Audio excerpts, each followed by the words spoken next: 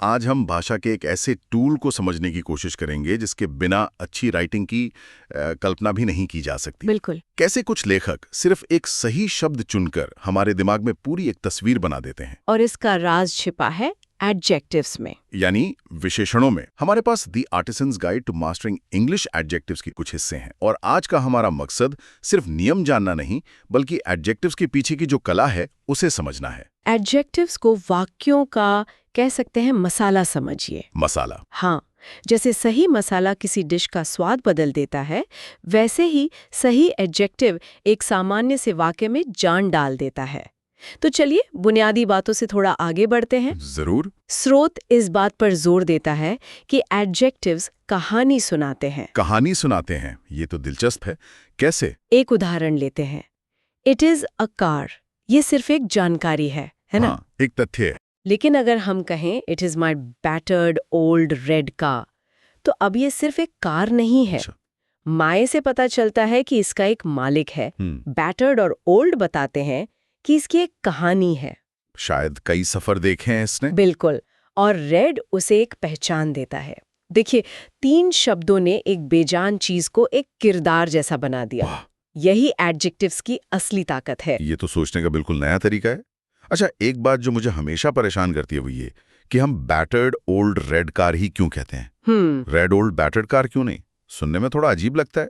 क्या इसका भी कोई नियम है? आपने बिल्कुल सही नस पकड़े है। अच्छा। अंग्रेजी में एडजेक्टिव्स का एक अनकहा फिक्स्ड ऑर्डर होता है, जिसे ज्यादातर नेटिव स्पीकर्स अनजाने में ही फॉलो करते हैं। तो इसका एक क्रम है? जी, स्रोत के मुताबिक ये क्रम आमतौर पर ऐसा होता है। पहले आपकी राय मतलब ओपिनियन, जैसे ब्यूटीफुल। ठीक है। फिर आकार, साइज, जैसे बिग। फिर उम्र, एज, जैसे ओल्ड। फिर रंग और आखिर में मटेरियल। अरे, ये तो कमाल है। मतलब हमारे दिमाग में ये नियम पहले से ही फिट है। हाँ, भले ही हमें इसके बारे में पता ना हो। ठीक है, तो ये तो हुई क्वालिटी बताने की बात। पर अगर हमें किसी चीज की मात्रा बतानी हो तब क्या? हाँ, ये एक बहुत कॉमन कंफ्यूजन है। जैसे? सम और मैनी या लिटिल और फ्यू में लोग अक्सर उलझ जाते हैं। बिल्कुल। स्रोत इसे बहुत साफ तरीके से समझाता है। मैनी और फ्यू उन चीजों के लिए इस्तेमाल होते हैं जिन्हें आप गिन सकते हैं, जैसे मैनी बुक्स या फ्यू पीपल। सही। वही मच और लिटिल उनके लिए हैं जिन्हें गिना नहीं जा सकता, जैसे मच वाटर या लिटिल शुगर। अच्छा। लेकिन यहाँ एक और गहरी बात है। अ लिटिल और लिटिल में जमीन आसमान का फर्क है। वो कैसे? आई हैव लिटिल मनी का मतलब है कि मेरे पास लगभग न के बराबर पैसे हैं। एक नेगेटिव एहसास है। लेकिन आई हैव लिटिल मनी का मतलब है कि मेरे पास ज्यादा नहीं पर कुछ पैसे हैं। हाँ। एक पॉजिटिव एहसास। ये तो बहुत बारीक बात है, लेकिन इससे पूरे वाक्य का मतलब ही बदल जाता है। जी। इसी से जुड़ा एक सवाल मेरे मन में आ रहा है।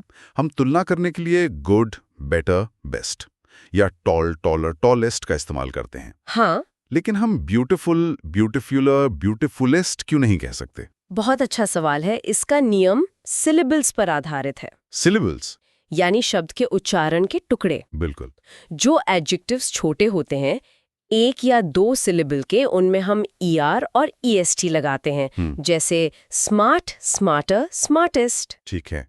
लेकिन जो शब्द लंबे होते हैं, जैसे ब्यूटीफुल, एक्सपेंसिव, उनके आगे हम मोर और मोस्ट लगाते हैं। तो मोर ब्यूटीफुल, मोस्ट इंटरेस्टिंग। एकदम सही। और कुछ शब्द तो ऐसे भी होते हैं जिनकी तुलना ही नहीं की जा सकती, है ना? बिल्कुल। इन्हें एब्सोल्यूट एडजेक्टिव्स कहते हैं। Absolute adjectives? जैसे यूनिक, परफेक्ट या डेड। कोई चीज परफेक्ट से ज्यादा परफेक्ट नहीं हो सकती। हाँ, ये तो अपने आप में ही आखिरी अवस्था है। सही। आप वेरी कोल्ड हो सकते हैं, लेकिन वेरी फ्रीजिंग नहीं, क्योंकि फ्रीजिंग अपने आप में एक एक्सट्रीम अवस्था है। तो हमने एडजेक्टिव्स का क्रम समझा, उनकी बारीकियां समझी। आखिर में एक सवाल और। पूछिए। क्या एडजेक्टिव हमेशा नाउन से पहले ही आता है, जैसे अ बिग हाउस, या इसकी जगह भी बदली जा सकती है? ज्यादातर मामलों में ऐसा ही होता है, लेकिन लेखक कभी-कभी स्टाइल और जोर देने के लिए इस नियम को तोड़ते हैं। अच्छा। स्रोत एक बहुत ही काव्यात्मक उदाहरण देता है। आप कह सकते हैं, the house big and lonely stood on the hill. The house big and lonely. सही। यहाँ एडजेक्टिव्स को नाउन के बाद रखने से एक ठहराव आता है, एक ड्रामा पैदा होता है। तो ये सिर्फ व्याकरण नहीं, ये लिखने की कला है। बिल्कुल। तो एडजेक्टिव सिर्फ सजावट के लिए नहीं है, वो हमारी बातों में प्रिसीजन, इमोशन और एक विजुअल कहानी डालने का काम करते हैं। सही कहा। चर्चा खत्म करने से पहले एक विचार, अगली बार जब कोई कुछ पढ़े और कोई तस्वीर जहन में बन जाए तो रुककर उन शब्दों को खोजने की कोशिश करनी चाहिए जिन्होंने ये जादू किया। क्या वो एक अकेला शक्तिशाली एडजेक्टिव था या फिर कई एडजेक्टिव्स का एक सोचा समझा क्रम था जिसने ये असर पैदा किया?